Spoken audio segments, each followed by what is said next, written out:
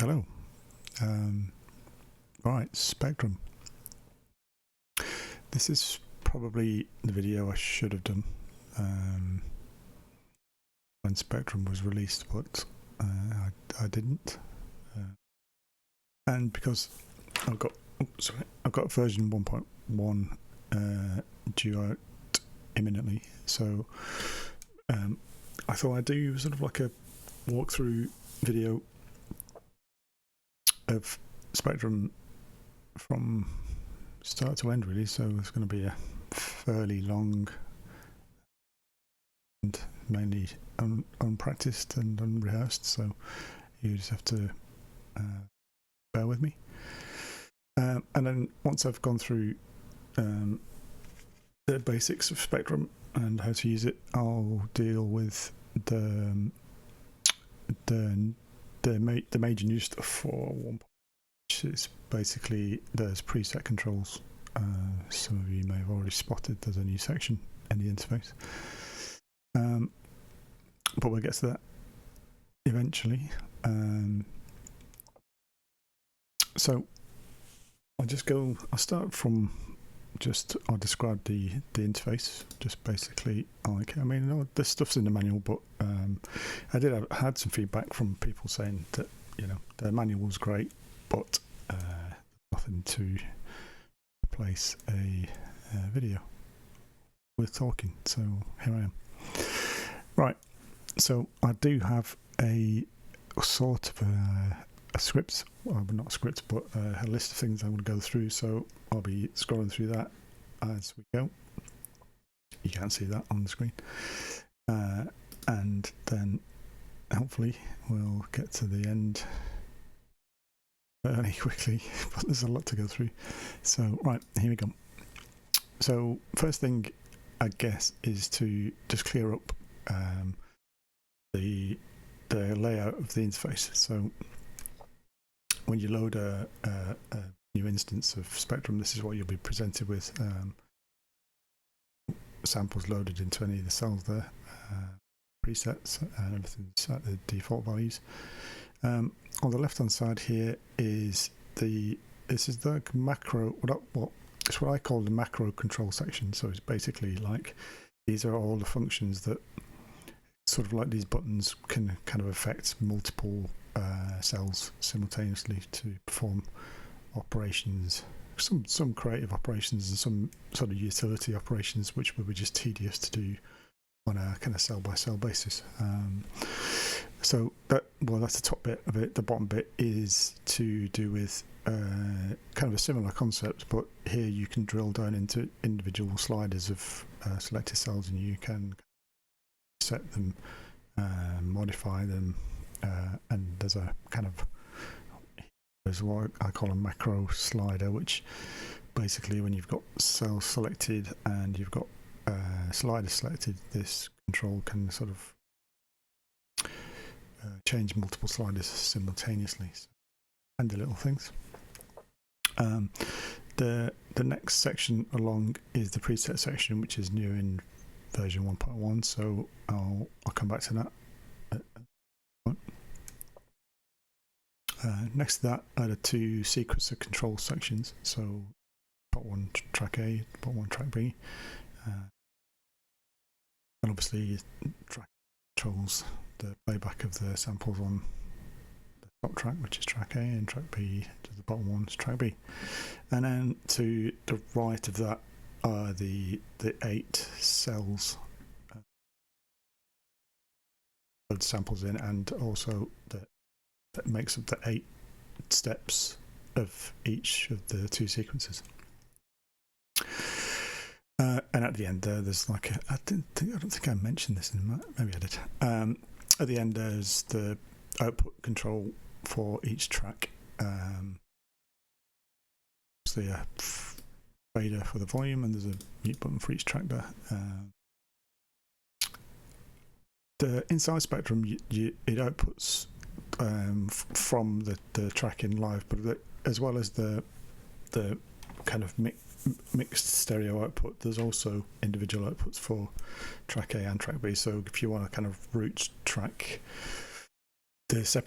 each track to like a different set of effects and stuff. You can kind of do that by pulling up an audio track in Live, and then you can set the input to that to be. You'll see that it'll come up with Spectrum A or Spectrum B, I think it is. I'm not sure, but it's there anyway. So right, so that's the interface anyway. So fundamentally, as I've said in the manual before, that at its core, Spectrum is a 8-step, 2-track sample-based drum machine, I suppose, if you like. Although it can do a lot more. And the main concept is the kind of the ability to like drag and drop samples into each one of these cells, and then as the sequencer plays through the cells, so obviously it plays the samples. So the way to get samples into Spectrum is drag and drop. So I'll just I'll show you that, even though it may seem like a fundamental thing, but there are a couple of little they're not secret things, but they're kind of things you may not be aware of instantly. Some time saving, some kind of creative kind of features. So, but fundamentally, you just find and something that I discovered in development is that it's best to use sort of already have the samples in your Live library. It just the kind of Live devices seem to behave so much better with like the sample paths when the samples are actually contained inside your library already, rather than dragging things from your desktop or whatever. The only caveat to that is if you've ever downloaded any Live packs that contain samples, there's a thing with Live packs that I think the paths are kind of, I think the samples are given like a temporary path inside of Live, and then I ran into some trouble like dragging samples in from Live packs, and then when you save your kind of like Spectrum setup, there was a few instances where the samples wouldn't load back because it didn't actually, the path that Spectrum had saved was the absolute path to the samples, whereas internally in Live the path was different. I'm waffling a little bit here, but I just wanted to kind of point that out just in case you do that and then find that when you load a Spectrum setup back in, then you find your samples are missing, and that's one of the major causes of that. Anyway, so I've got some stuff in Live already. So I'd say the basic way is to just drag and drop a single sample, drop it onto a cell, and then it will be instantly loaded. So I'll just drag that kick drum onto there, start it playing. Very quiet.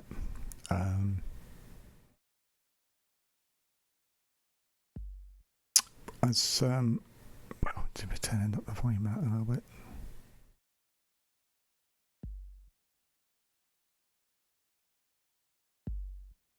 There we go. So as you can see, the two sequences are playing at the same speed, and they're playing for the same number of steps. So the little coloured highlight around these is showing what the current step, and then you can see that as there's only one sample loaded, it takes a while for it to get around. Don't know where I was going with that. But just quickly, we'll come back to the sequence controls a little bit later on, but just for the sake of this demonstration, I'm just going to click and drag on this one to reduce the number of steps down to 4. So you can see now that the top track is looping round steps 1 to 4, while the track B, the bottom one, just continues to play around 1 to 8 by itself. Actually, I'll do both of them. So you can see they're both playing in time there now. So anyway, and then if we want to just keep dragging and dropping samples onto some tracks, I'll drop some on track B so you can see. So I'll drop a hi-hat and a couple of things going on there. Do a shaker, rim shot, and then obviously we can do the same with the other tracks. So let's do open hi-hat and then oops, tom. So that's basically as you sort of like, you can quickly get kind of a drum beat and some samples going by dragging and dropping just single things like that. But there's a few sort of time-saving things that you can also do. I'm just going to clear the samples, and I'm doing that by clicking the little X in the top bar of these things, cells, I should say. The first one is you can load the same sample into up to eight cells simultaneously. So I'm just going to close hi-hat, and the way you do that is if you look here at the controls, the second button in on each cell is a little tick, and that's the cell select. So when it's when it's off, it's grey, and when there we go. When it's off, it's grey, and when it's on, it's yellow. So if it's yellow, it's selected. I'm just going to select the first 4. So when you've got multiple cells selected in that way, you can drag and drop a sample onto any one of them, and SPECDRUM will load the same sample across all 4. Well, and you've got selected really across all the cells that have the select button enabled. So I'll just do that and drop it on there, and you'll see that it's kind of populated all 4 cells and hasn't touched these other cells. And obviously if we were playing the other cells, you can drop a sample onto one of these cells that hasn't got the select button ticked, and it will just behave as a normal cell.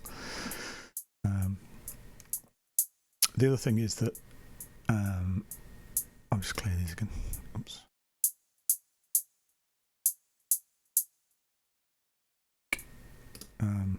The other thing is, if you have so say you have 4 cells selected on track B, the multiple kind of cell loading only happens on a track by track basis. So even though I've got tracks cells selected on both tracks, if I drop a sample onto the top track, it will only be loaded into the top track. And similarly, if I drop a sample into the bottom track, it will only be loaded into bottom track.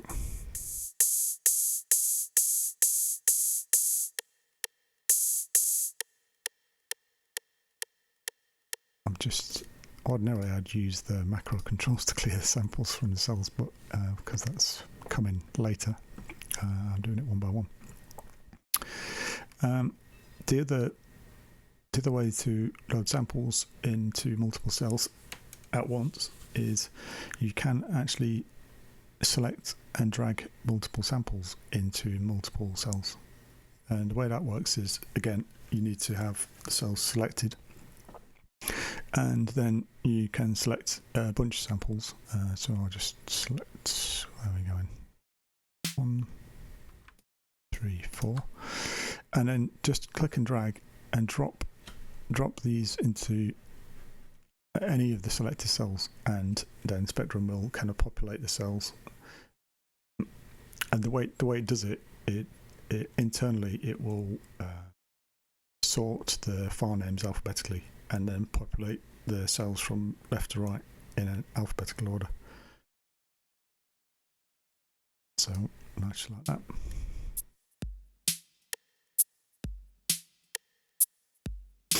And if you say you had 4 cells selected and then you only selected 2 samples and dropped them onto selected cells, what it will do, obviously will just populate if you've only got 2, it'll populate the first two cells that are selected, and then the other cells will just remain as they were.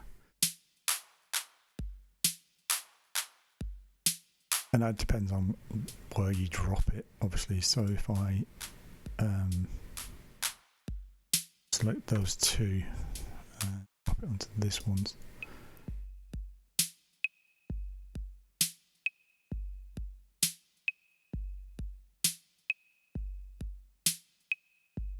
Sure, what went wrong there? It could be a possible bug there. Anyway, so yeah, so to do multiple samples across multiple cells, select the cells first, select the samples, drag them onto one of the cells, and load it across. If you have too many, so say I try to drop kind of 8 samples onto 4 selected cells, that would just ignore the other 4 after it's sorted them alphabetically. So just be aware of that.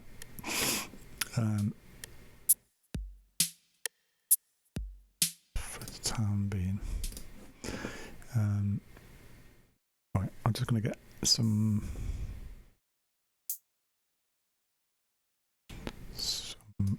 stuff in there as a pattern, so I'll show you the sequence controls.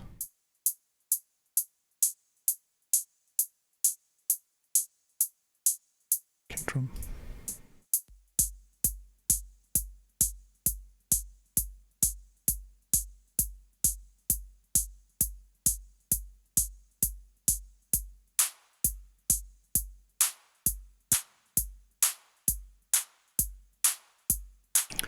Not the greatest 808 pattern in the world, but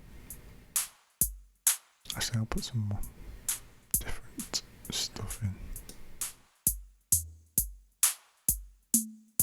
I think that's better. Maybe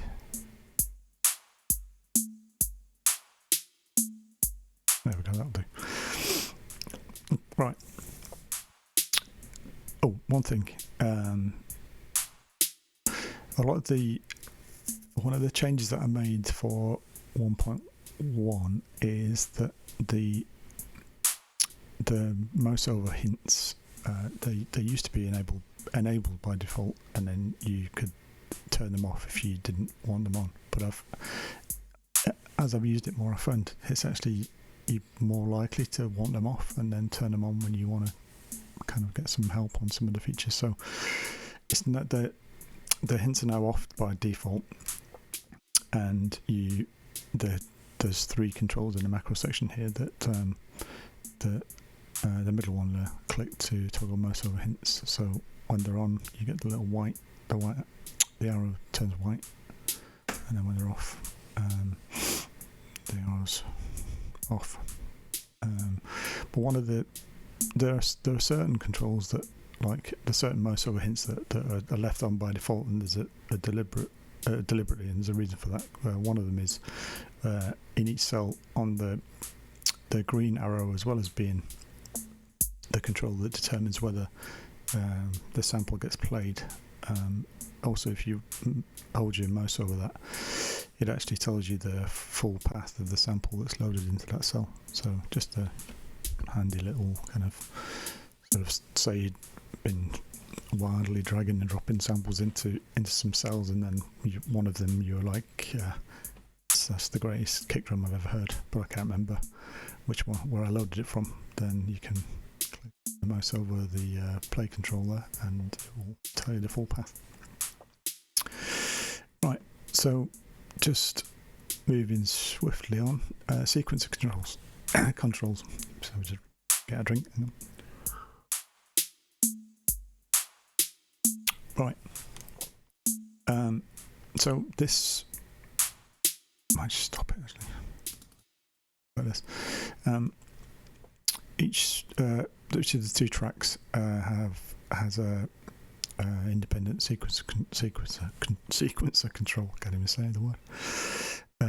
And that kind of comprises of the main part is the middle part, which is the clock divider, and that basically that number is so the default is 4. That tells you that Spectrum will play 4 steps in 1 bar of live transport. Is always synced to live transport, and you can change that. So if you change that to 6 or 8 or whatever, so when it's I'll change the other one to 8. So if you change to 8, that means that Spectrum will now play like a total of 8 steps per live bar.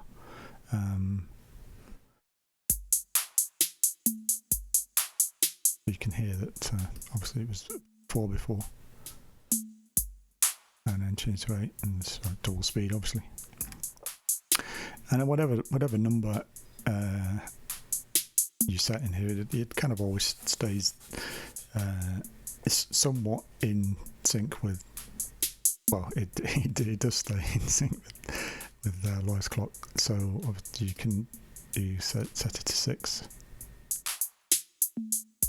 So now the hi-hats are playing like sort of like a triplet feel, really. I guess it's playing 6 beats per live bar.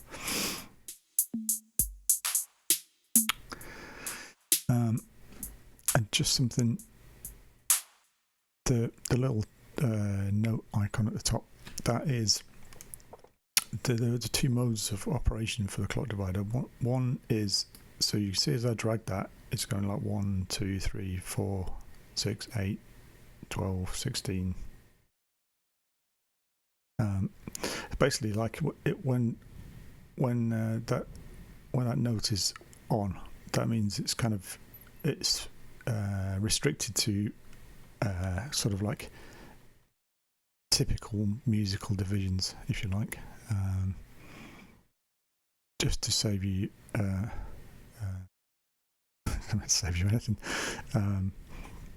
just for convenience, I guess.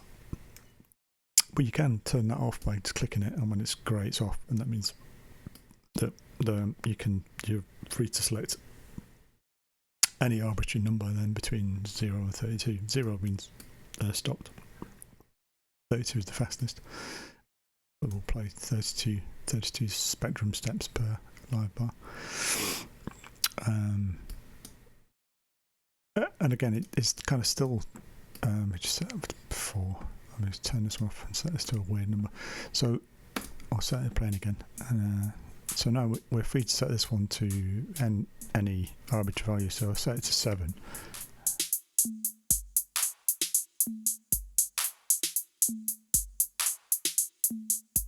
So the 2 tracks will kind of be in sync, but obviously they're now playing at 2 different step speeds. Whatever you want.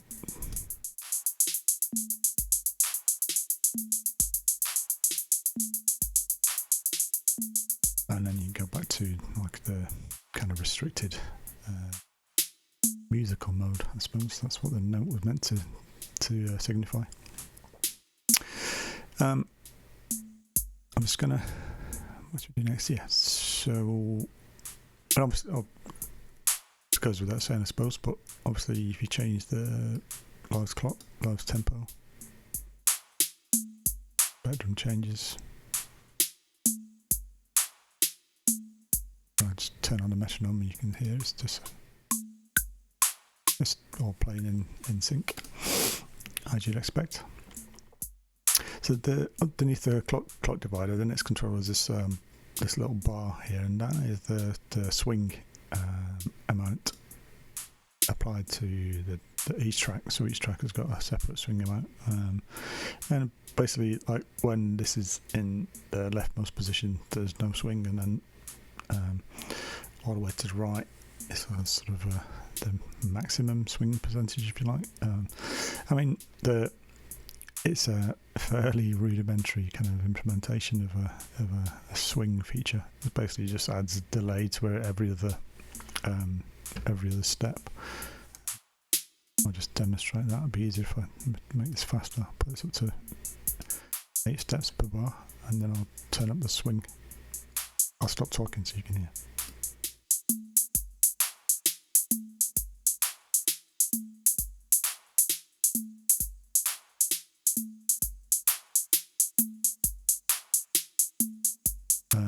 So, yep, and obviously you can, like I say, you can apply different swing amounts to different tracks.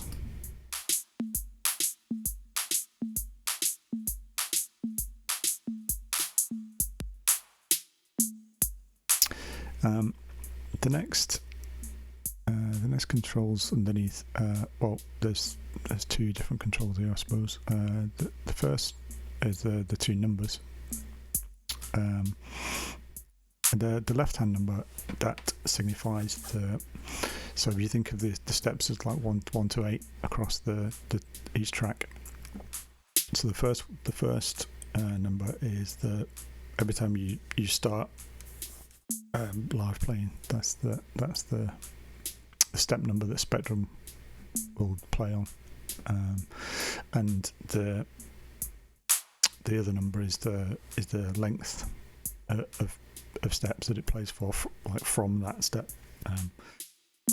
So it's not a start and end; it's a start and length control. So obviously, if I change that to 2, I'll change it to 3. So this top track is now playing like from step 3, 1, 2, 3, 4 steps, 1, 2, 3, 4.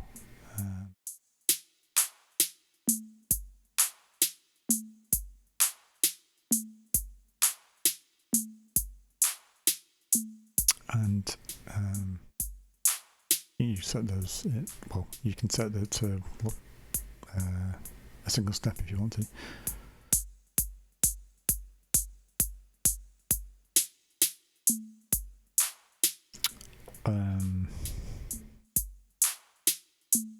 I forgot what I was going to say. Yeah, so I think that's fairly straightforward.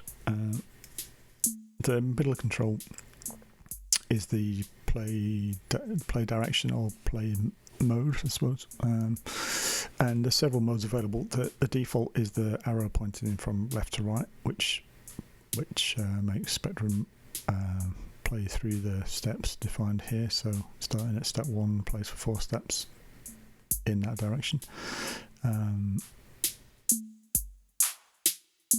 But you can click and drag and change the playback mode. So the second one is reverse. So again, SPECDRUM plays in reverse, but obviously it's even though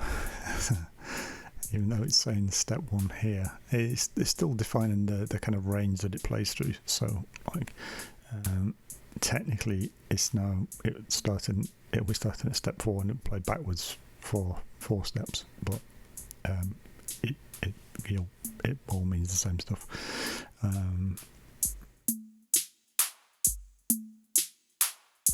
The next mode is I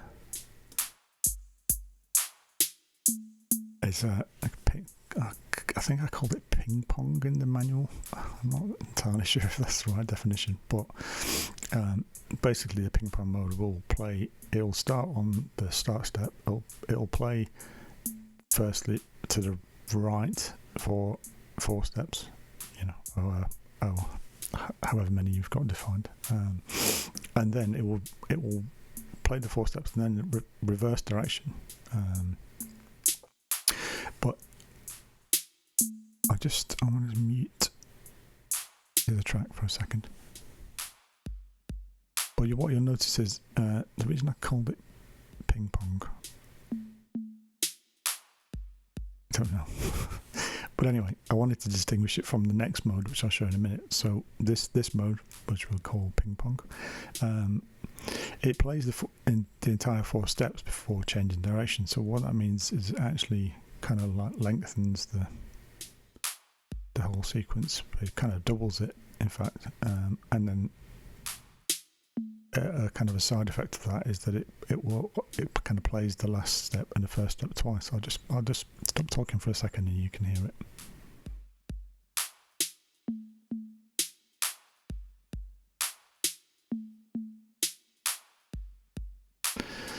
So you can hear that each time it changes direction, it kind of plays the step at the limits of the sequence length. It plays that twice. That is different from the next mode, which in the manual I think I called oscillating, which is got like a little kind of infinity symbol. That kind of does the same thing, so it plays one direction then reverse direction, but instead of playing the last step twice and the first step twice, it just changes direction immediately after playing the step.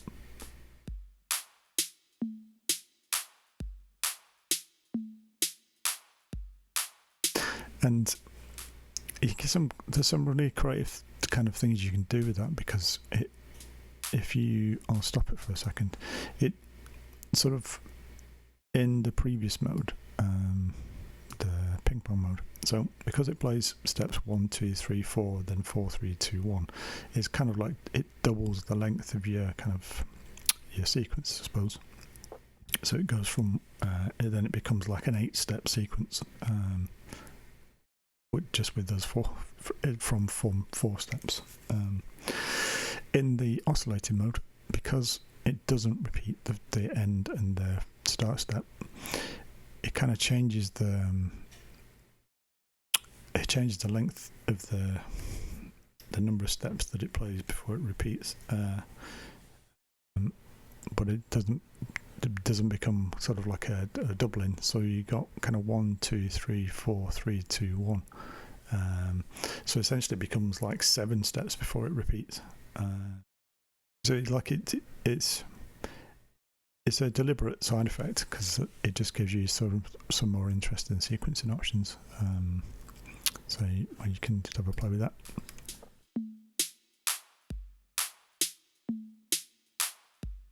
And the final mode is the dice, which is random. So each step spectrum will just play one of the cells defined by the step settings, and just randomly. And there's no weighting or anything there, and there's steps can repeat and what have you. And just going back to,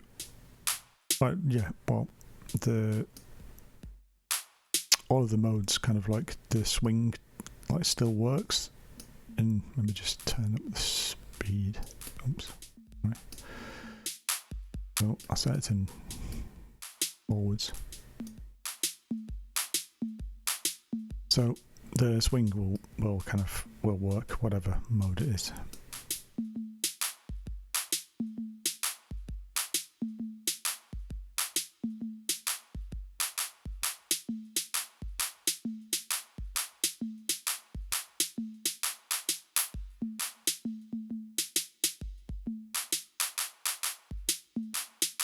And it sort of becomes a bit interesting in an unpredictable way, because the swing is fairly basic. It just Spectrum just basically delays every other step that it plays. So obviously in the regular kind of play modes like forwards, so it's step 2 and step 4 that are being delayed, but in random it's just whichever steps are played, the kind of the second, every other step is delayed, so the swing pattern will be kind of determined by that, really.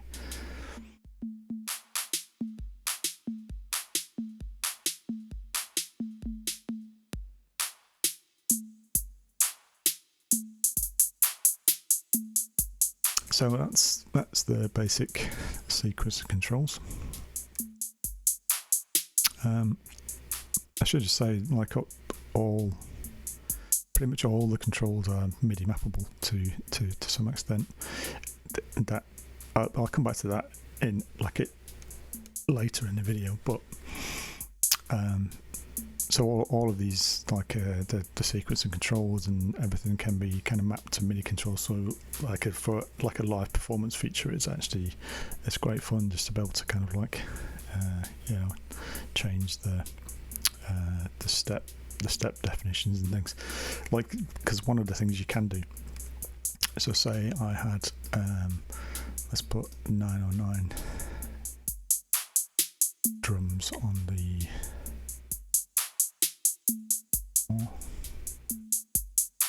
shot.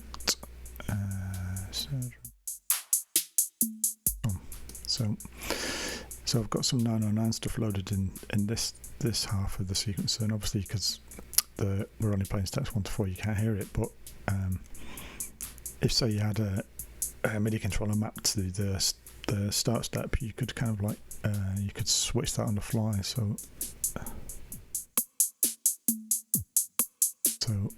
obviously it's playing from step 4 for 4 steps, but because the last 4 steps contain the 909 samples, you get a kind of a different set of samples. You switch back to the 808.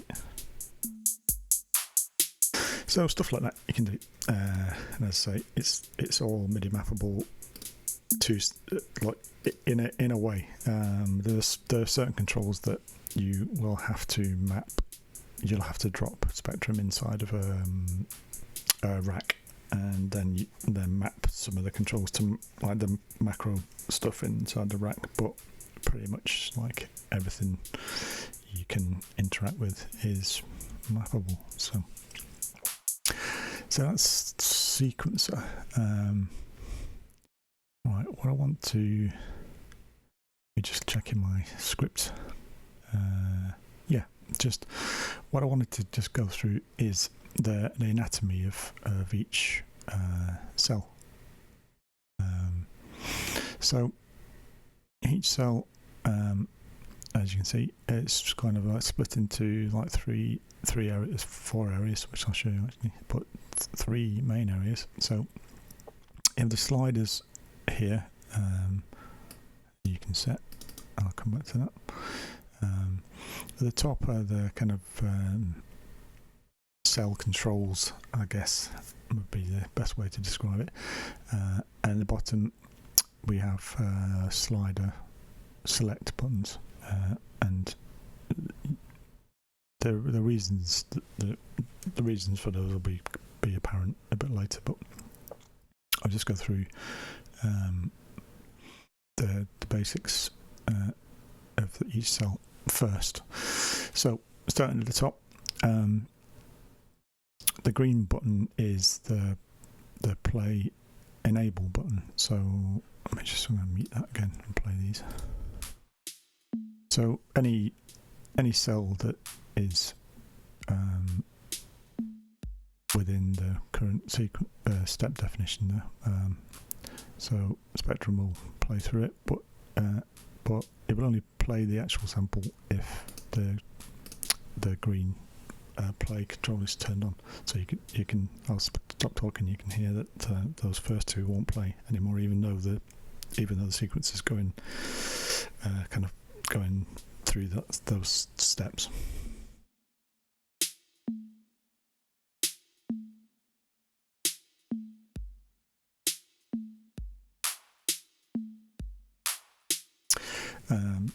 Next one along is the cell select, which we've dealt with earlier with the sample loading. But again, if you need to select a cell for certain operations, then you turn that on, and if it's not selected, it's grey, and if it's selected, it's yellow. The third control along with the little box is the freeze control. That won't be obvious what it's doing until we get into the sliders and stuff. But basically, what that does is the sliders control kind of randomization of like playback parameters, and you can turn on the freeze control, and it'll kind of freeze that cell in the last kind of random state that it played. Again, it's a bit of a performance control, really. But we'll come back to that when I deal with the sliders and stuff. Next, there's a gap. This is deliberate for future expansion, future features. And then the little cross is, we did that earlier, didn't we? That's basically to clear the sample from the cell. I get my kickback.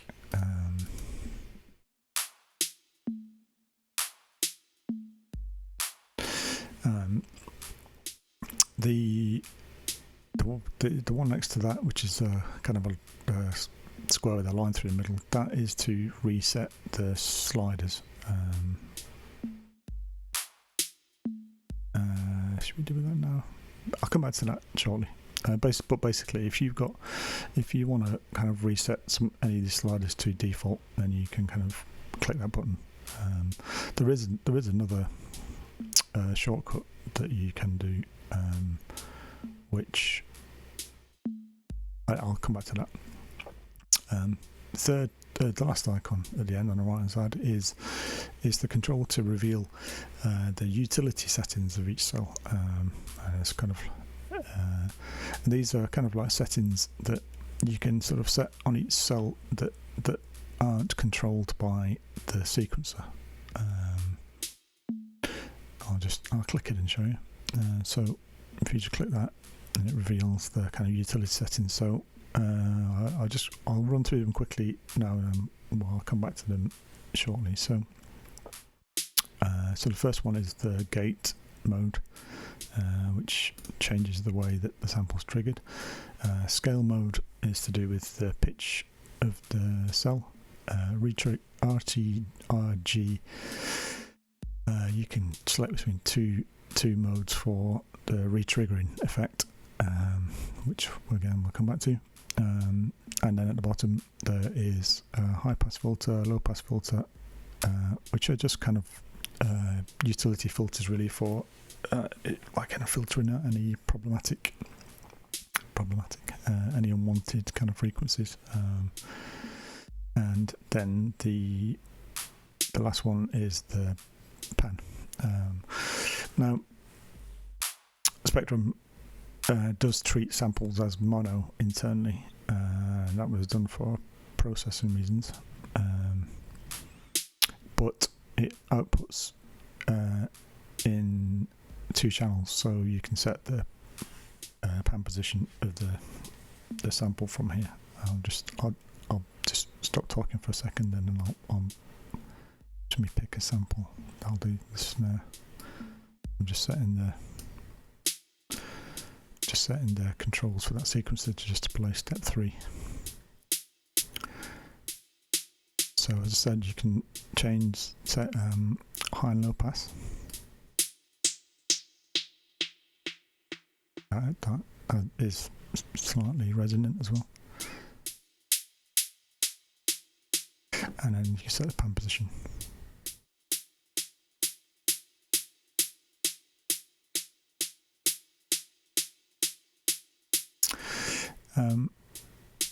A handy little feature you can use is so going back to the yellow select buttons. If you have multiple cells selected on the same track, and then we're going to open all of the utility views of these, although you don't need to. But because these 4 cells have all got the cell select button enabled, that means if you change any of the controls on here, it mimics the same movement across all of the selected cells. So if you wanted to just change the high pass filter for all of them, so just a little shortcut feature.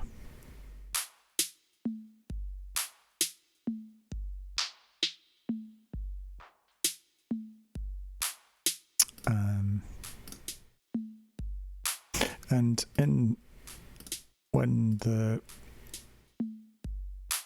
utility view is enabled, the cell still behaves like normal, so it will still play, and you can drop samples onto it.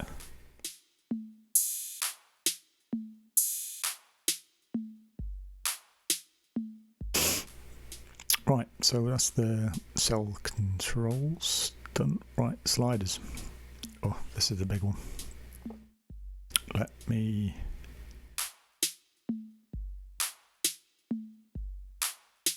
stop it for the time being, because I just explained the kind of what we're doing here. So the sliders in the cells were what the fundamental kind of controls of the kind of sample playback engine. And the way they work is that each time the sequencer hits these cells, the sample gets played, and then whatever settings you have in these sliders is obviously sets certain parameters in the playback engine to affect the sound. And there's two modes of two basic modes of operation. Is you can, these are just R sliders, if anybody's familiar with those in live, in Max I should say. So basically it gives you the ability to set like a single value like that, and you can also like click and drag and set a range. And I kind of I coded a little helper feature there, so like if you can see as I'm dragging that, it's telling you the low and high range for that, which is kind of useful in some circumstances. There's also a bunch of shortcut keys for these, which I can't remember. I kind of know them by instinct on Mac, but I don't know them on Windows. But they are. It's in the manual, so you can check it. But so there are ways to, if you want to like set a single value on Mac, for instance, but you want to drag it around just to kind of like to find the value, the single value that you want as it's playing. You hold Option and then it's not Option, Command. If you hold down Command, you see as I'm clicking and dragging, but it's still setting just the set.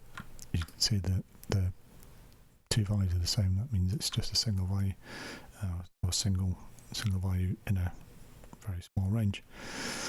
And the other one is, well, there's more than one.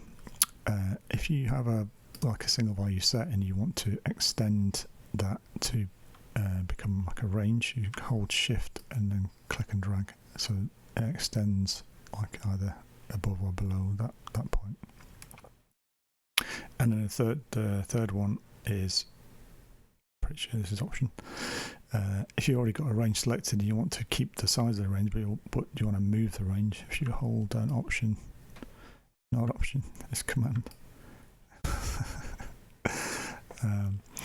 So as you can see, it's keeping the size of the range intact, but it's moving the vertical position of the range. So why would you do this? Well, I'm going to drop that down to 1. Might not be the best. Let's do the snare drum instead. Right. So we're just playing this one here. Actually, no, I'm going to go back to the kick drum. So each one of the sliders is coloured differently, and each one of them has a different function. Some of them actually have two functions on them, depending on or use the vertical position that you set the values, sort of above or below the centre line. But the left hand side one, the red one, is to do with the playback pitch or playback speed of the sample, and this is nothing's time stretched in SPECDRUM, so it's basically just rate change. Oh, it's raining very hard. Sorry about that. So what you can do is you can either set it's like a single value. So I'll be quiet and then I'll set a single value and you can hear the difference.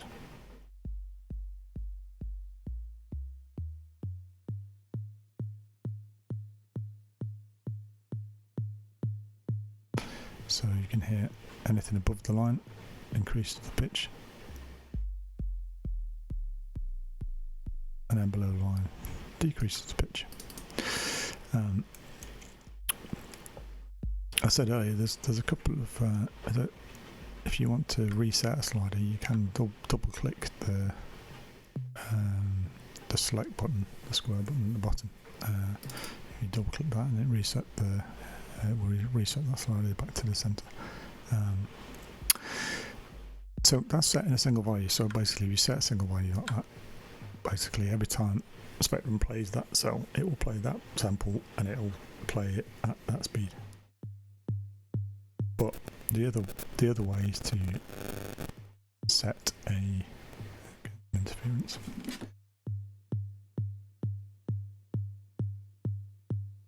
Is to set a range by clicking and dragging, and then what that does is it tells Spectrum to every time the sequencer reaches the cell, it picks a random value defined by that range, and then plays the sample back at that pitch.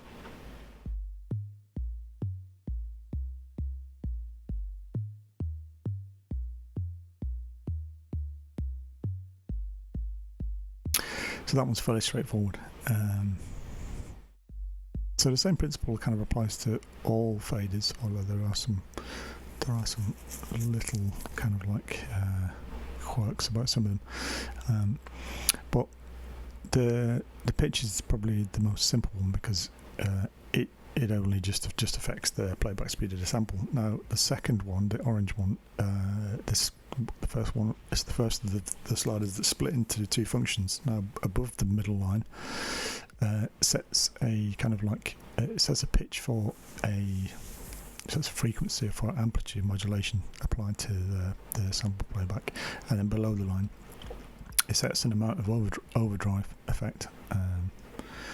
So I'll click and sort of set values like in both, and you'll hear the difference. So here, first I'll do above the line.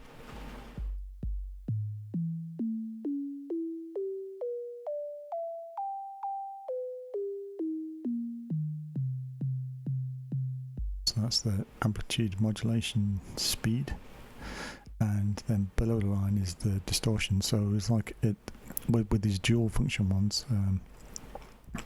When the slider's at the middle position, then the effect is off, and then whatever effect is above the line, as you set the position higher, then the more the effect, the greater the effect. That's what. So sort of with overdrive in the middle position it's off, and then at the maximum overdrive that film is at the bottom. So I'll just be quiet and move it around and you'll see.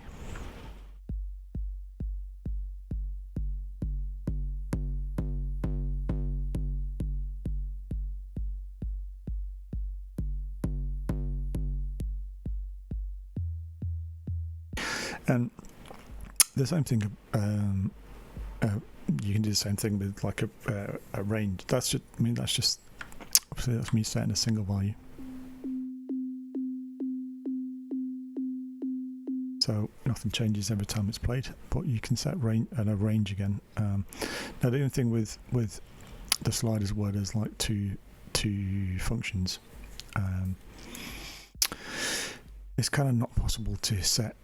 So you can't set a fixed value in one and have a random value in the other, and neither can you set a single value for each because there's only one position in the slider.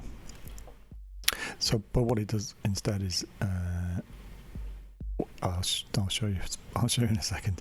But obviously, you can set like a random range for the amplitude modulation, so that each time it plays, Spectrum will kind of randomly change the frequency of the amplitude modulation.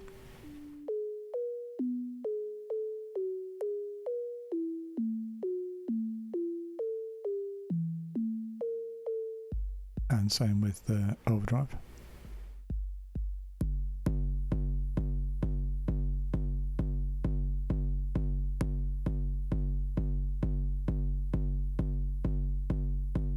Although it just sounds like the same.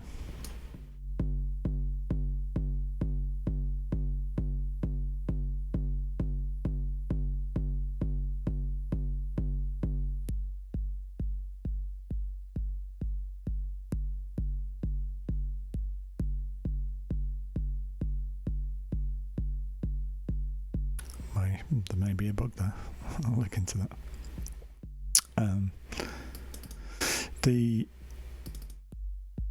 And so you can, if you drag a range like across the two halves of this slider, what happens is that Spectrum will kind of like, as it plays this cell, it will pick a random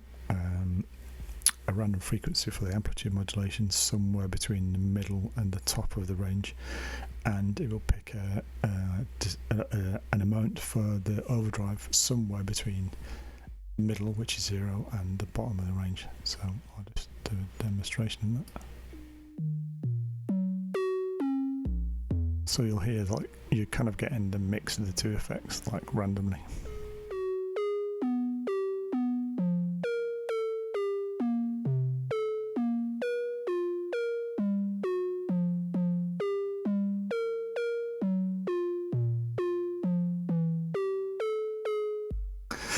And then reset again. Next slider, the yellow one, is two filters. So top half is high pass, bottom half is low pass, and again, same principles. You can set single values, you can set ranges, and you can set ranges across both filters. I'll be quiet and play around with it, and then you'll get a sense of what it does.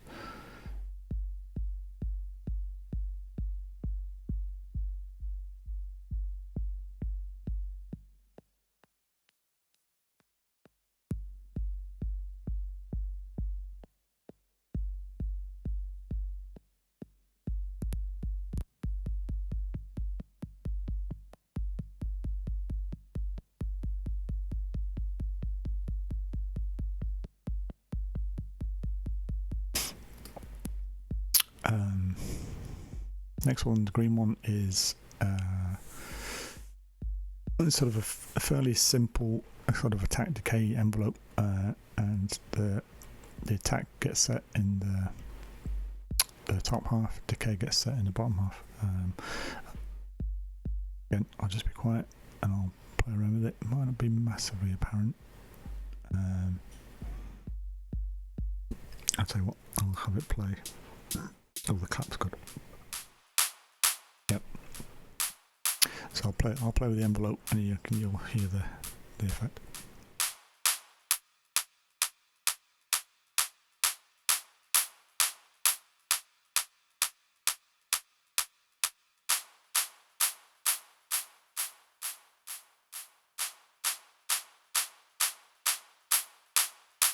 And you can set ranges like the other stuff.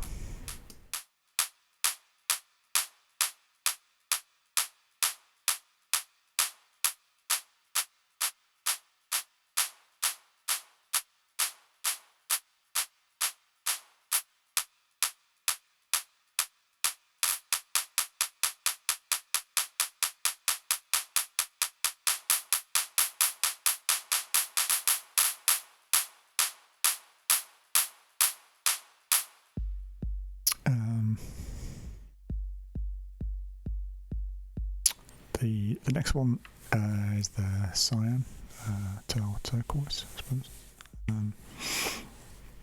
Again, another. Well, I think they're all dual function actually, apart from the pitch one. This deals with the top half is like random modulation of the pan position, and the bottom half deals with a kind of like an attenuator for the cell. So you can, I'm going to set back to that clamp. So you can just drag a single value in the bottom half and it will change the volume.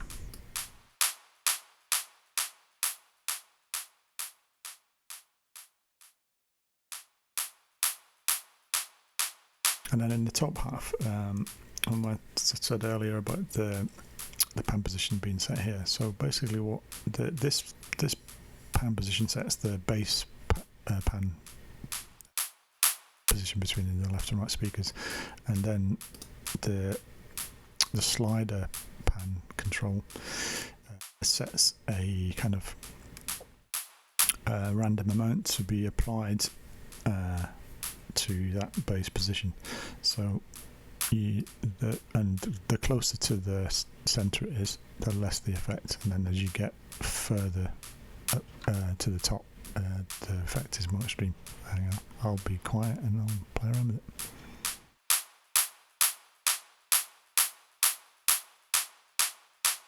And hopefully you can hear that just randomly appearing left or right.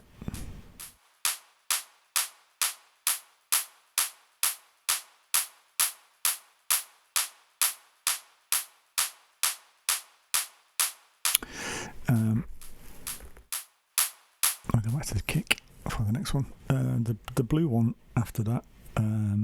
This is a first of the weird ones. It basically deals with, it's probably three functions. So it deals with like an offset from the start of the sample for SPECDRUM to start playing, which would be that'll be easier to show on that clap actually.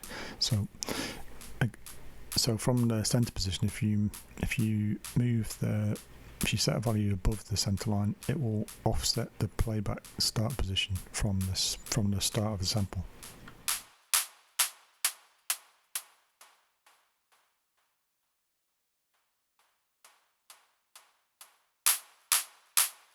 And below the line, it does the same thing, but it actually makes the sample play in reverse. The reason you can't hear that initially is because it's got a really long tail on that sample.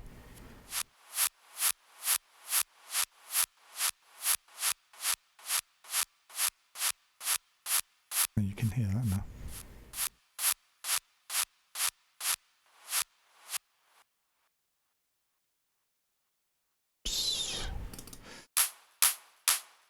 Now I'll go back to the kick drum for this one. The other function of this is, I'm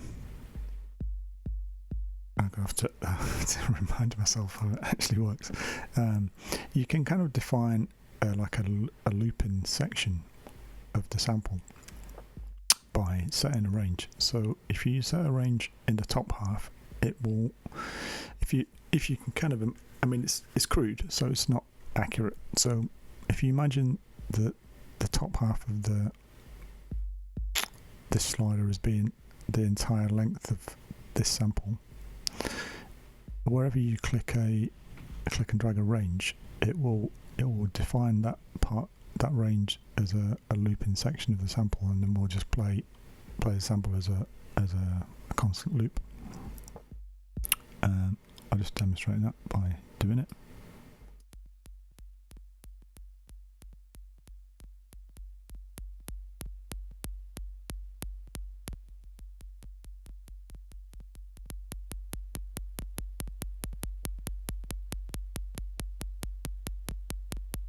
Not the best thing to demonstrate to them.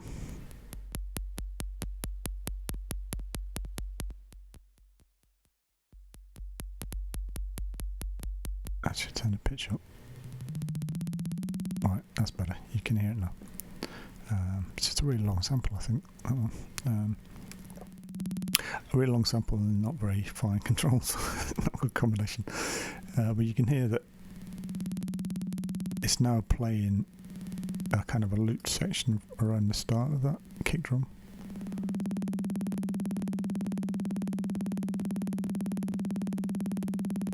Yeah, the reason I changed the pitch is just to play the loop at a faster speed, so you can actually hear that it is looping. And you can kind of move this position, so that's keeping the loop intact, but moving it through the sample. Kind of like a little bit like I don't want to say the word granular, but it's sort of like treating it as a granular thing. And that sounds fairly shit as it is, but this is where the envelope comes in, you see. So obviously that's just, it feels like it's playing constantly, even though the sequence is playing quite slowly. But if you were to just drag a little decay envelope there, then suddenly you've kind of got a drum sound again.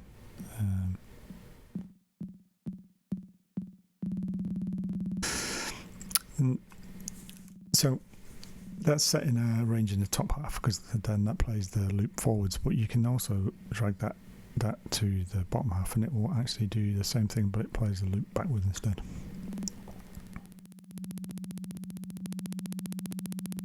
You can hear that, I think.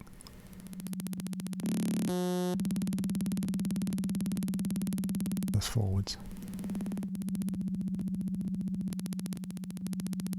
And then backwards. Not completely obvious, but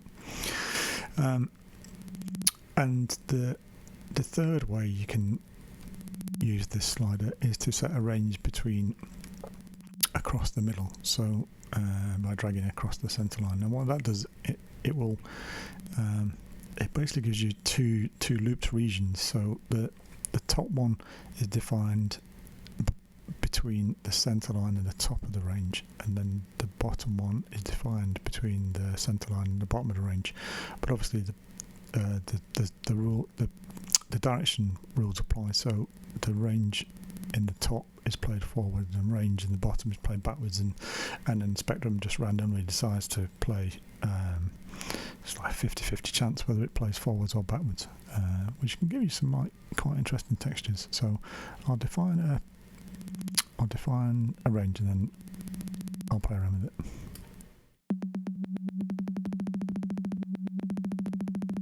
You can kind of hear there that sometimes it's playing forwards, sometimes it's playing backwards. And again, you could sort of do a little set a decay value to make it sound a bit more drum-like, I suppose.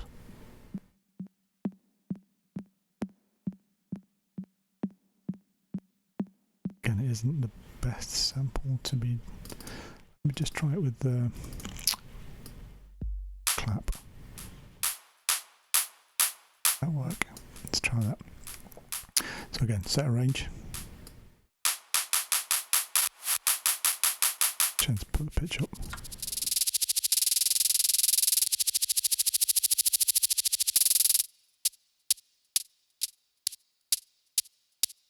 Gets much better. Try the snare drum. Try this. Again, set a range. Well, that's much clearer. You can tell there that it's playing forwards and backwards.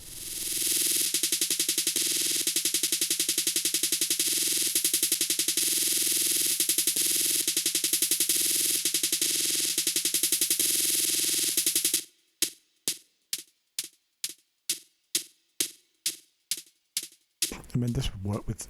It worked better with like much smaller samples, or you know, like single cycle samples if you've got any of those. So that's what that does basically. Let's go back to the kick. The seventh slider, the magenta one. Again, dual controls. Top half is to do with probability of whether actually I'll put it on the kick is really. Clap will do, yeah. So top half is probability, so if you set a value in there, the further away from the center the higher you set it, the less likely it is to play when it plays that step. So obviously in the middle it always plays, and then as I increase that,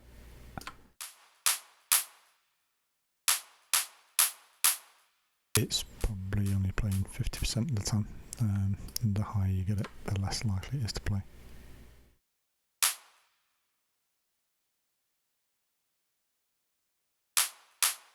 It's obvious. The bottom half is a kind of well, I call it retriggering in the manual. It's kind of like it's a very basic ratcheting type of effect. And the way that works is in the center it doesn't repeat the sample. It's kind of like for the duration, it repeats it for the duration of the step. In the middle it doesn't repeat it at all, and then as you get further away from the center, it goes fast to slow actually. So the further away from the center, the slower the repeat, and this is the repeats are like a preset, and based on the tempo and live clock, and they use kind of like, I think the smallest is the 30-second triplet, which is the smallest, and then it kind of goes, 30 seconds, sixteenths, eighths, quarter notes, half notes, but you'll hear it. I'll stop speaking and I'll drag it.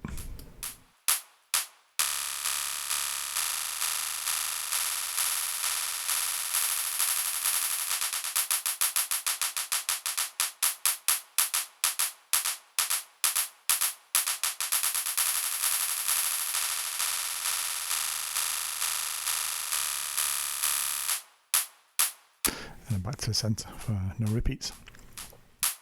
So this, without repeats, the top half controls the probability of the note playing. But if you have repeats defined with if you drag a range in this one, the probability then becomes the probability of the cell being retriggered. So in that mode, it will play every time the sequence that hits that step, but the probability will say whether it repeats or not. I think I've just repeated myself. So I'll just do it and I'll show you, and then I'll just play around with the range, and then you'll see. So what I normally do is I kind of like get a kind of click a single value. So these are where these shortcut keys come in handy, you see. So what I normally do is I click and drag a single value. On Mac it's holding command down, and then I set the kind of repeat speed out that I want, and then if you shift click and drag upwards, you can set the probability.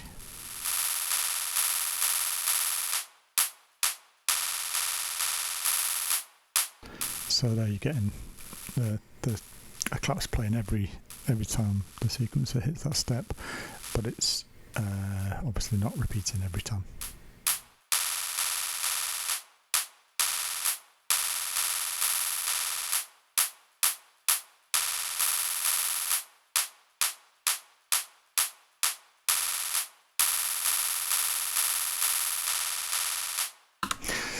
That's a good point at which to go back to. Jeez, I've already done like an hour's recording. This may be in multiple parts. When I showed you the utility view earlier, and I kind of skimmed over some of these, actually, I'm probably... Yeah, we'll do all of these now, actually. So, I'll come back to this slider in a second. Actually, we'll do the last slider, otherwise we'll get all confused. The last slider is a bit of a weird one. It basically, in the manual, I refer to it as a self-modulation or self-modification slider. So what it does is basically it changes values of its own sliders based on what you set here. And the way it works is that you sort of have to have the select button of the slider enabled in order to target that slider with the self-modification slider. Did I say modification or modulation? Self-modulation slider. So I'll set it playing. Hang on, I'll stop. And same thing, you set a range. So in this slider, if you set a range in the top half, it will send out values to selected sliders within that range. So it will only be in the top half of any other slider. And similarly, if you have a range in the bottom, it will only send out values within that range. But as I said, in order for it to work, so I'll press play, and nothing's happening, and that's because I don't have any of these other slider select switches ticked. But the minute you click one, it begins to. Oh yeah, there's two modes to this. Alright, if you click a single value and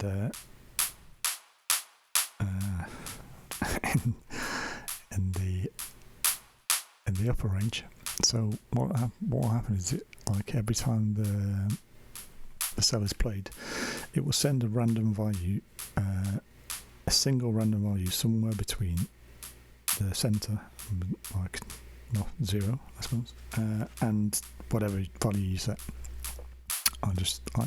But as I said, to make it actually work, you need to click a select button in one of the sliders.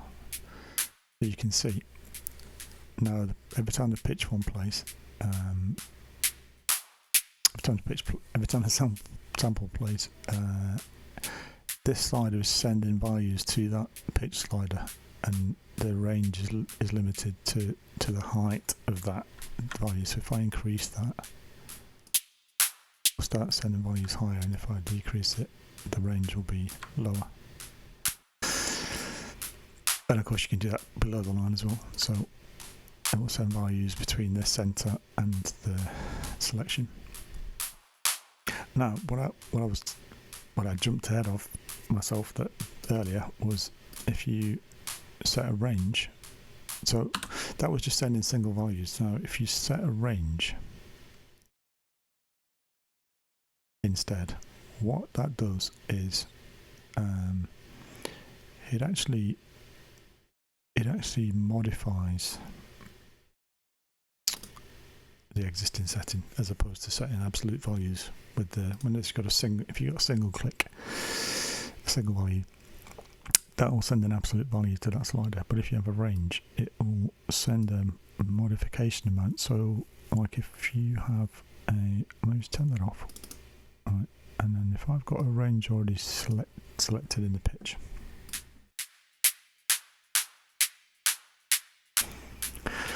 now if I select to define a range in the self-modulation slider and then target the pitch, it will slightly modify this.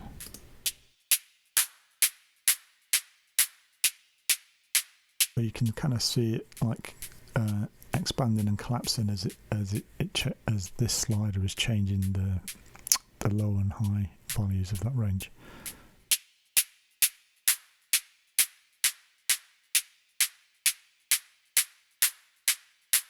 As opposed to setting a single value.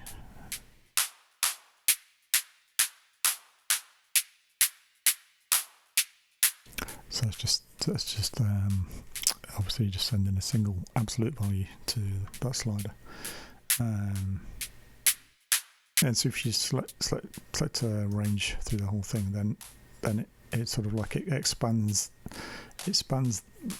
by how much it will modify the range in the targeted slider.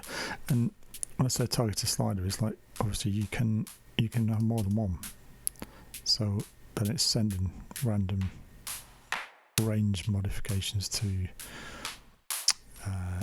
those three. So send it to the pitch, send it to the AM and overdrive, and also to the filter.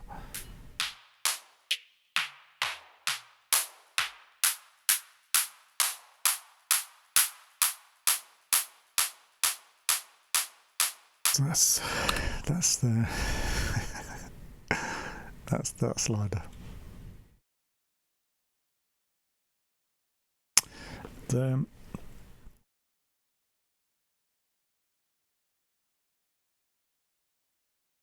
I might just, yeah, we'll just carry on with this. So going back to the, I'm just going to go back to the utility stuff, because some of these controls didn't make sense before, or not much sense. But now we know a bit more about the slider functions, then some of them, the use for some of them will be more obvious. So the first, I'll use the,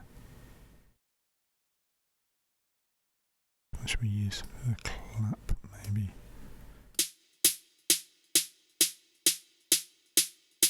A clap. So, let's stop for a second. SPECDRUM's kind of like, each track is monophonic but in a way that a cell will only play one copy of a sample at any one time, but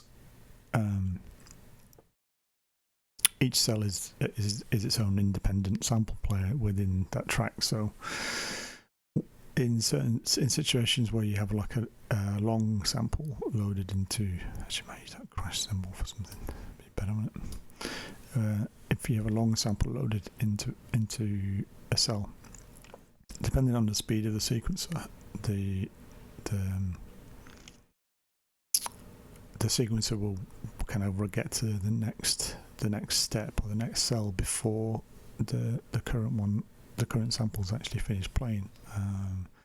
And then there's two ways that SPECDRUM handles that, and that's controlled by this gate setting on the utility page, or utility view, I suppose. The default mode is the arrow with the line, and that's telling you that no matter how long the sample is in this cell, when the sequencer reaches the next step, it will send a note off to this sample and stop it playing, basically before the next sample plays. And that's the default mode, so you might be able to hear it.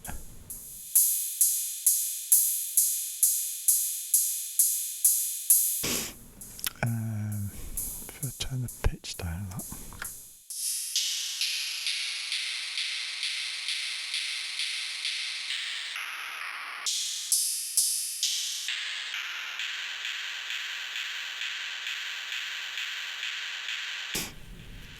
Right, so default is that it'll be cut off, but the other mode is. Okay, tell any difference. Oh my lord.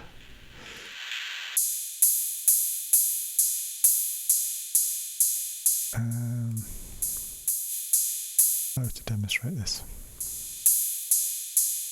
Let's put 2 steps on then. Oh, there we go. Right. So you can actually quite clearly hear that, even though that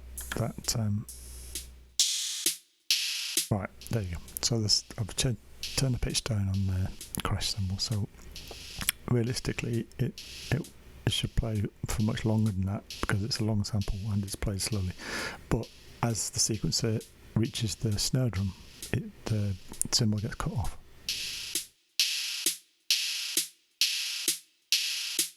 So we could just slow down the clock divider, and you should hear like more of the crash symbol will play.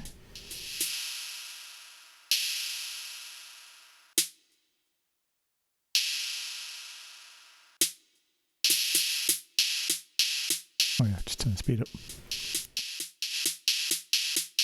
So you can hear that it's clearly being cut off by the snare drum. Now, if we change the mode instead to the other mode, which is the 2 arrows, that is trigger mode. So in that mode, when the sequencer gets to the next step, note off isn't sent to the previous sample, so it will continue playing. Now the only caveat there is that with such a short sequence like this, just 2 steps, by the time the sequencer gets run to this symbol again, it will whatever it was playing, whatever it was already playing will obviously be stopped because each cell is just monophonic. But you can, so now I'll be quiet and change the mode, and you'll hear the difference between the trigger and the gate. So currently we've got set to trigger, and that means that the symbol isn't getting cut off. Now I'll change between the 2 modes.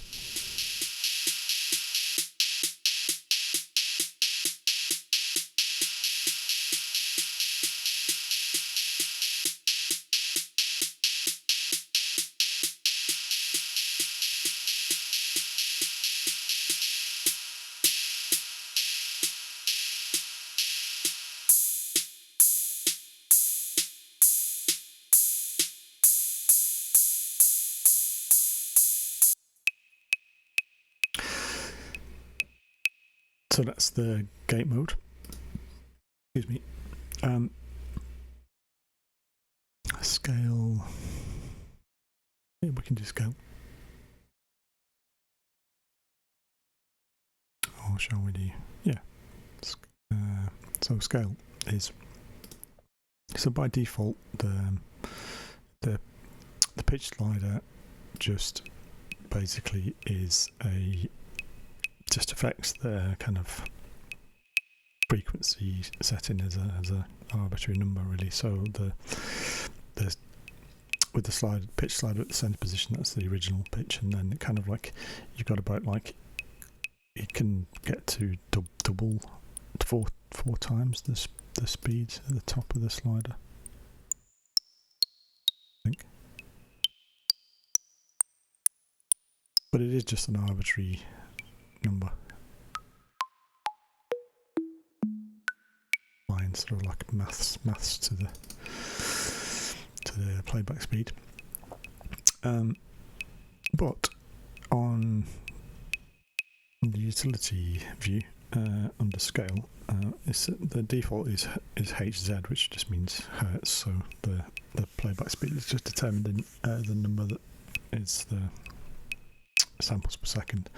But if you click that, you get presented with this little menu, which is there's like 3. This is all listed in the manual, so I can't remember all of them. But that basically just applies. These are like three letter abbreviations for a bunch of fixed scales. And then what that does is instead of the slider position just basically affecting a samples per second number for the playback speed, it actually gets applied to scale calculation.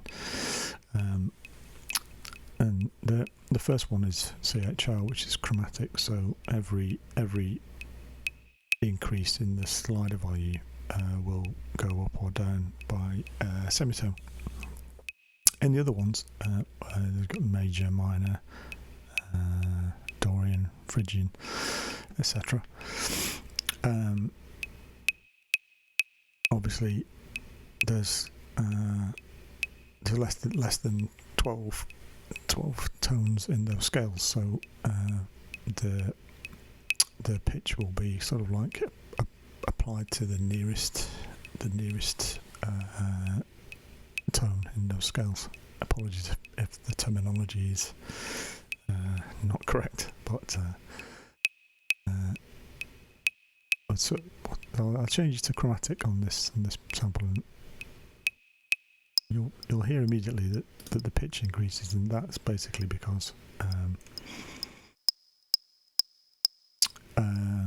the centre line that kind of becomes double the speed, I think. But basically, you set the root note.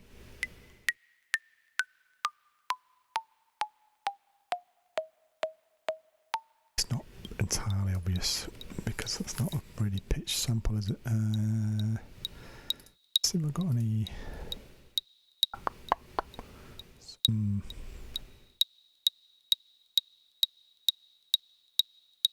Nope. Need some modes.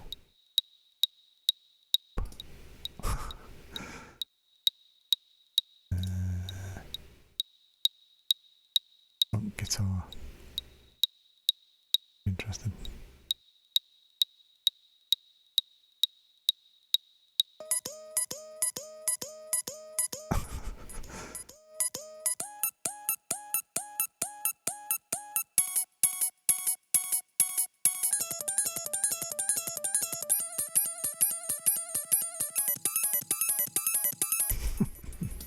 There we go. Anyway, that's so. In any other mode apart from the Hertz mode, the center, the default kind of position is actually double the. It's an octave above the default speed for the sample, and that's only because it was to give me more scope for. It's basically because you've got when you sort of like performing kind of calculations on the speed, like because I've got a limited amount of space in the slider, I wanted to be able to set like more octaves above the pitch, so therefore I just moved the whole pitch calculation up an octave to the default position, so that it gives me like a higher number of octaves. I didn't explain that very well, but anyway, that's the reason for it. So so then in any of the scale modes, you set the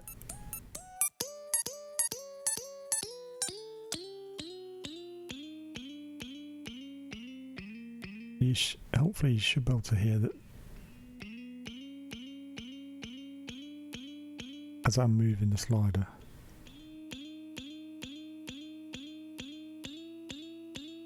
It's kind of changing by like a semitone at a time. I picked the worst sample in the world. Bass might be better. No. Just need a synth. Oh, that might work. So I'll stop it for a second. So in chromatic mode, I don't know, any mode really. So if I set that to major scale, so it will clamp the pitch values now into the major scale. So hopefully you should be able to hear as I change the pitch now, it will only change it within the notes of the major scale.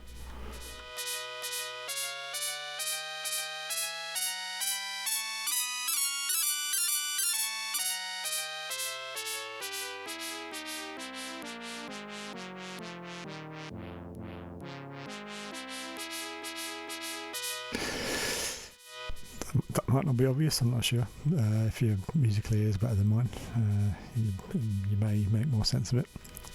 But obviously you can set a range, and then when a range is set and you've got a scale set, when SPECDRUM plays that cell, it will pick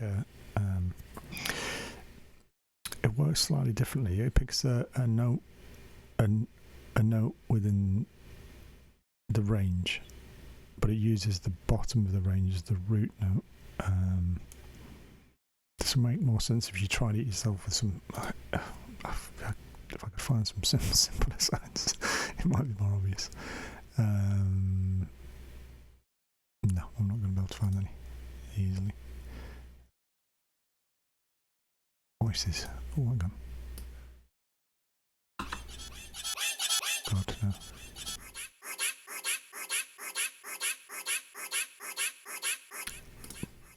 Probably just made it worse. Nope. Oh my lord. Oh, hang on. I've got some single cycle waveforms here, so I need to play one of those. Obviously, default mode, SPECDRUM only plays one-shot things. So, do you remember earlier we did this blue slider, which you're able to set a looping range. Well, it works really good with the single cycle. So if you chuck a single cycle into it, and then if you click and shift click and drag upwards, it basically loops. Remember I said that the half of the slider represents the whole of the sample. So if you by shift and click dragging from the center there, I basically defined the whole of the sample as a loop, and you can hear that playing. But obviously it's constantly playing all the time, so what you would do is set a decay value in the envelope. There we go.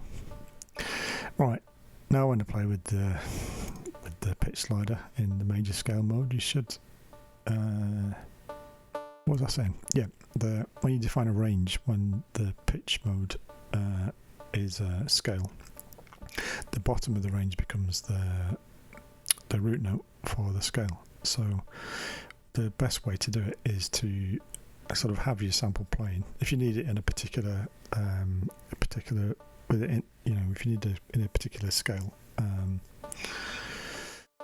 a particular mode, then best to like set the root note first with the slider.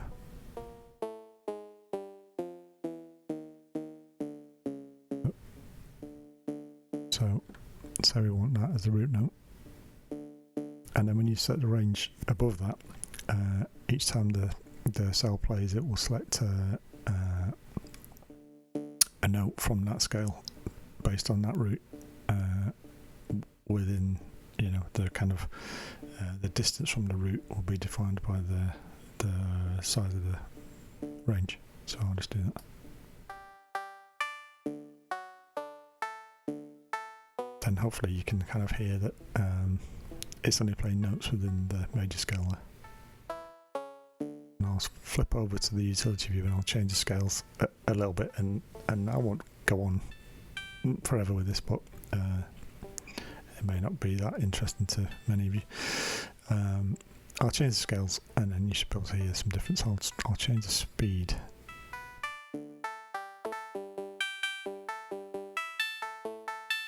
And then I'll change the scales.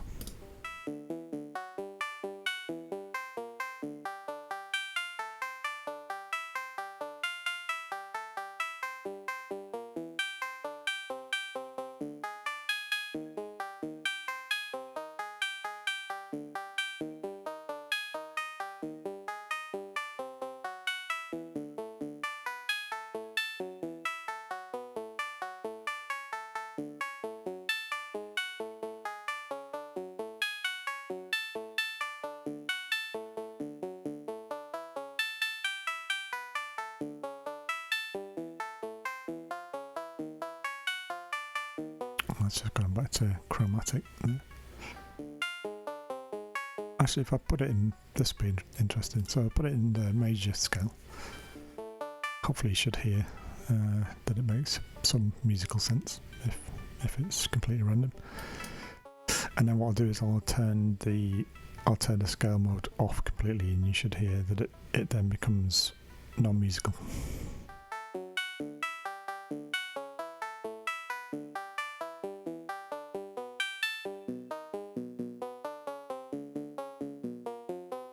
Yeah, that's probably the best demonstration of it, really, I suppose.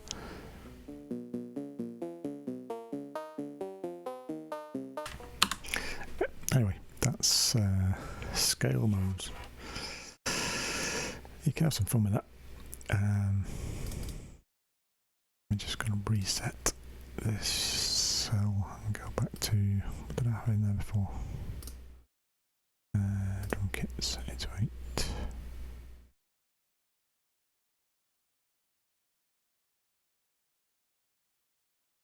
Drum, clap, clap.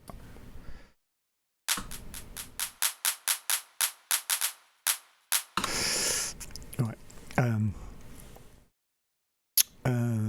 So the last control on this page is this RTRG, which deals with the retriggering, and that is the retriggering as defined by this slider. So what happens?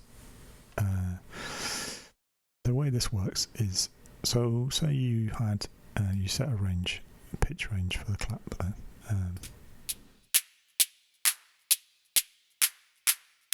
So what Spectrum is doing is that every time the sequencer reaches this cell, it picks a random number in this range, applies it to the pitch, and then plays the sample back at that pitch. Now when you have, but if you have retriggering set, I'll turn that off for a second. When you have retriggering set in that cell, let me just set something up.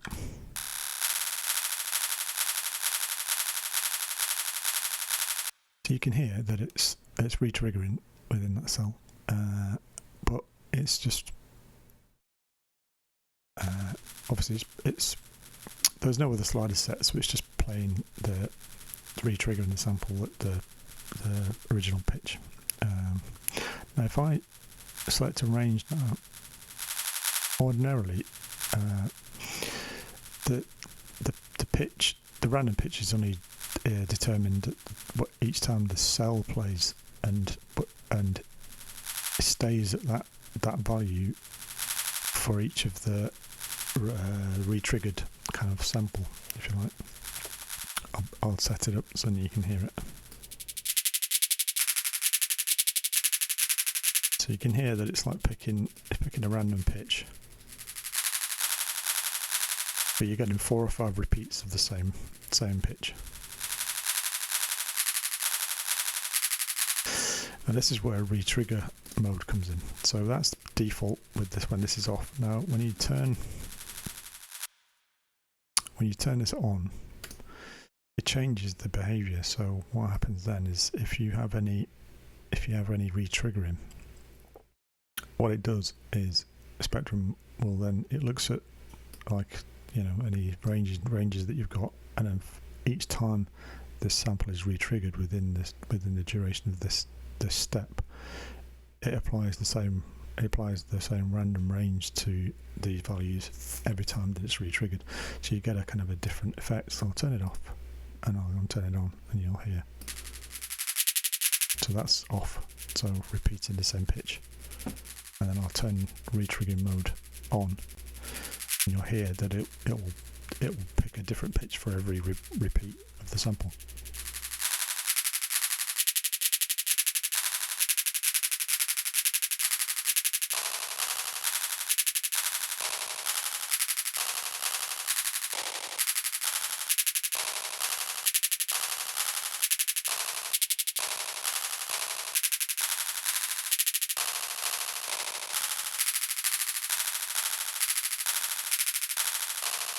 It doesn't seem to be working.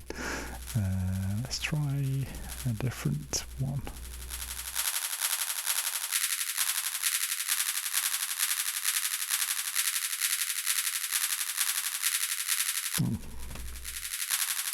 It may have a bug.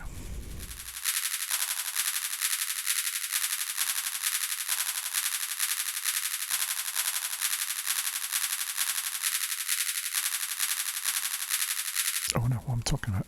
I've missed the fundamental part of the thing.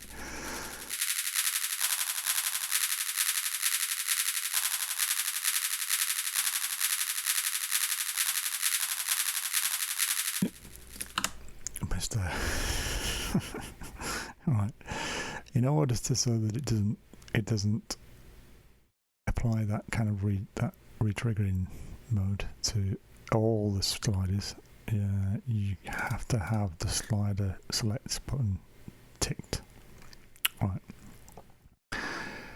So I'll set a range. I'll turn that off. So in order to do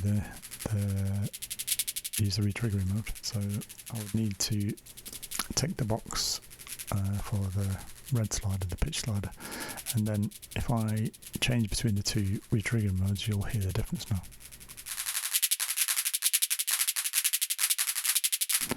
Let's make that faster.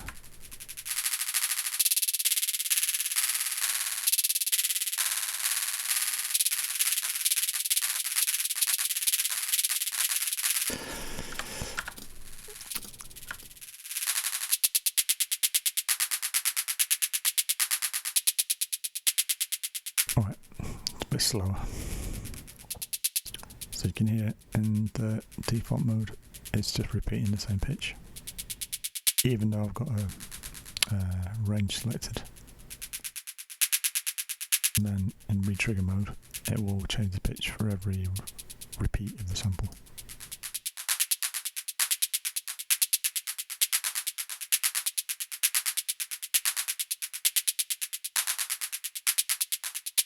And that works for, you can set ranges for other sliders and do the same thing.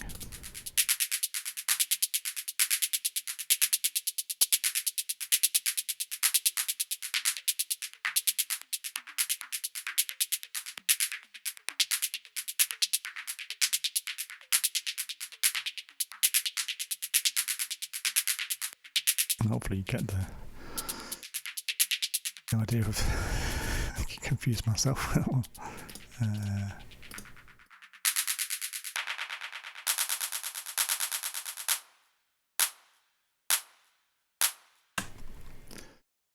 And I'm going to stop for the time being, and I'll see you in the next video when we will deal with what have we done so far. I've just gone through we've done cell anatomy and well, we've done quite a bit actually. We've done cell anatomy, we've done auxiliary settings, we've done the slider functions.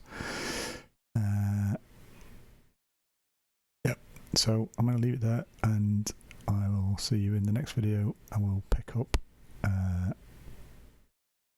with I reckon the freeze function. No, we could we'll do the freeze function before I stop, and then that leaves us. I'll start the second video with the macro controls. Right, so the as I said, the blue square is a freeze control. So let's set up something that's obvious. Oh yeah, perfect. Right, so what we'll do is set a bunch of settings. So change the pitch.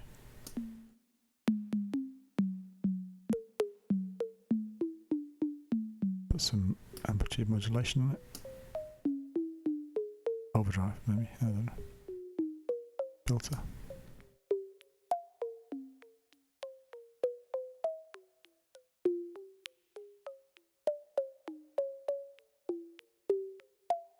Pan.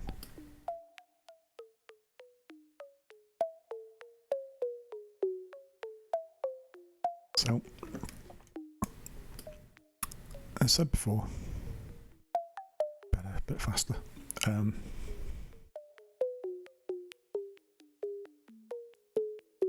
So every time SPECDRUM is hitting this cell, currently it's picking a random pitch, it's picking a random amplitude modulation frequency, it's picking a random cutoff frequency for the high pass filter, and also picking a sort of a small random modification to the pan position. Just be quiet for a second, you can hear that all taking effect.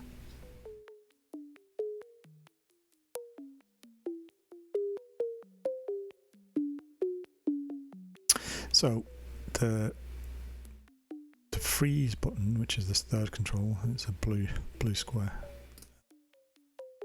Grey when it's off, blue when it's on. What that does is, like, when you engage it, whatever random values were selected within these 4 ranges will stay applied to the cell until you release it again. So I'll let it play, turn it on and off, and you'll hear.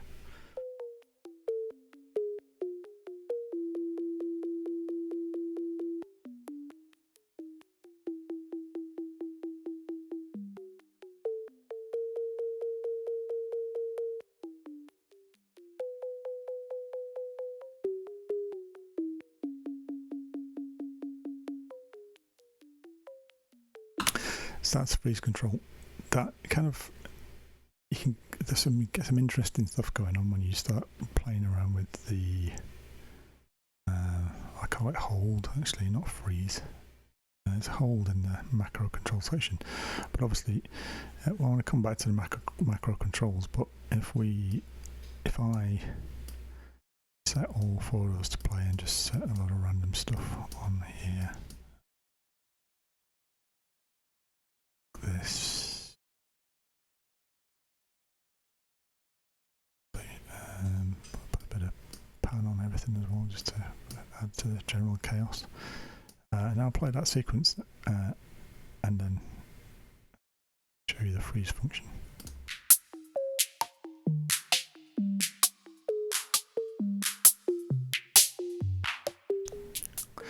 So in order to, I'll deal with this in the second video, but in order to kind of use the macro controls, you first have to have like cells selected. So I'll select all 4 of these, and then, as I said, there is a cell action button called hold, which turns toggles the status of the hold button in the cells that's selected. So as you can, like here, it's just playing a lot of random values. And when I press hold, it'll turn hold on for all these cells and freeze the values of these parameters until it's turned off again.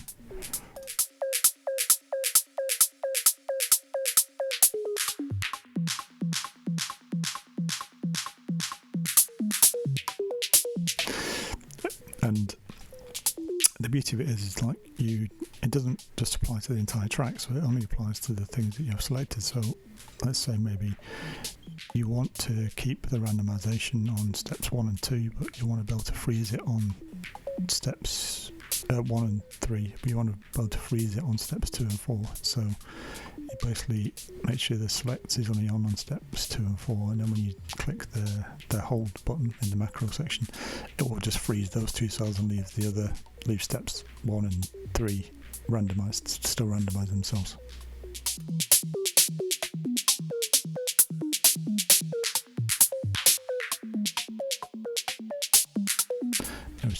I'll add another, so we'll just freeze, we'll leave the first cell randomizing, and then we'll freeze steps 2, 3 and 4.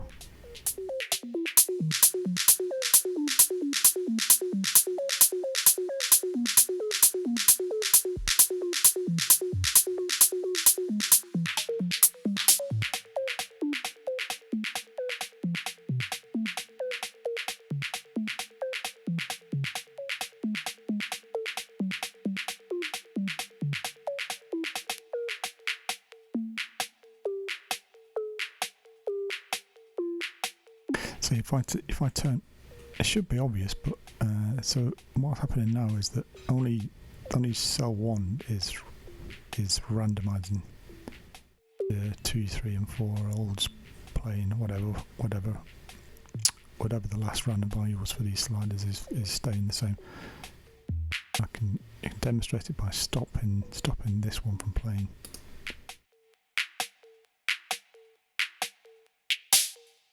If I turn hold off, then they start randomizing themselves again. Turn the first step back on.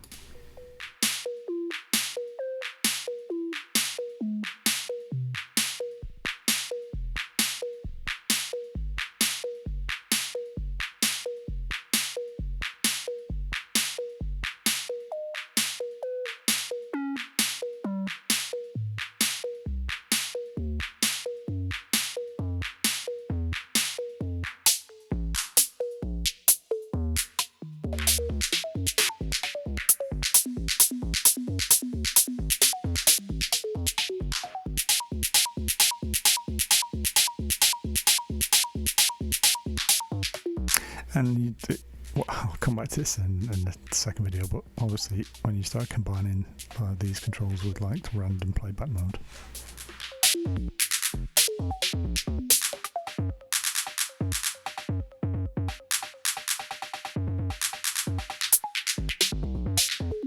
and then you bring the other track back in.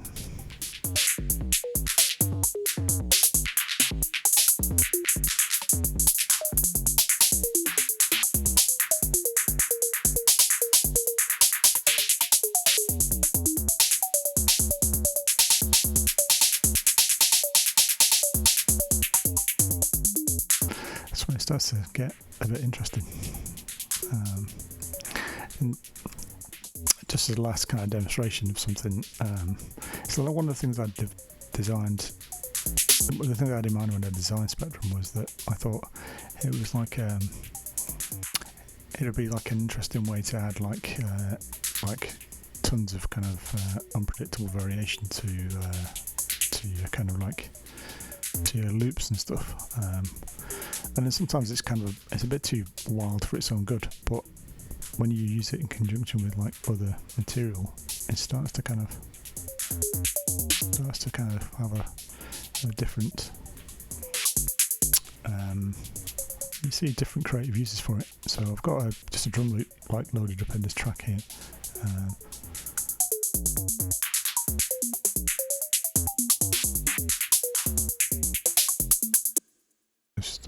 I'll just mute Spectrum for a second. So I've got a loop here, and as I said before, it's like because Spectrum's clock is derived from Live's clock, then obviously whatever loops you've got playing, Spectrum stays in sync with that as well. So I'll just bring Spectrum in as well.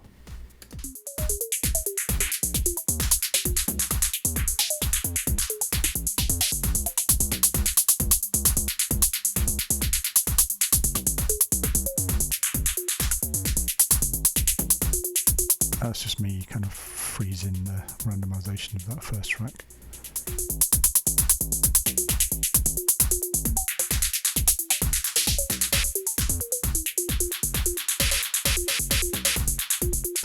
And then you can kind of throw in some like repeats on some of these things.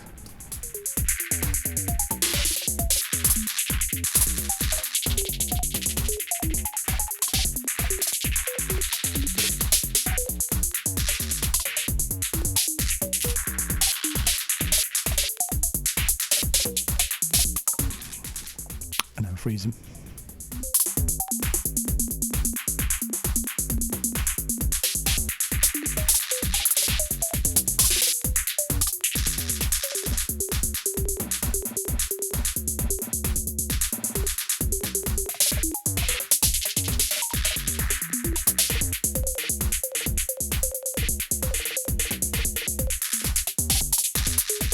Obviously you can play around with the step control as well, so you should just confine it to like one step maybe.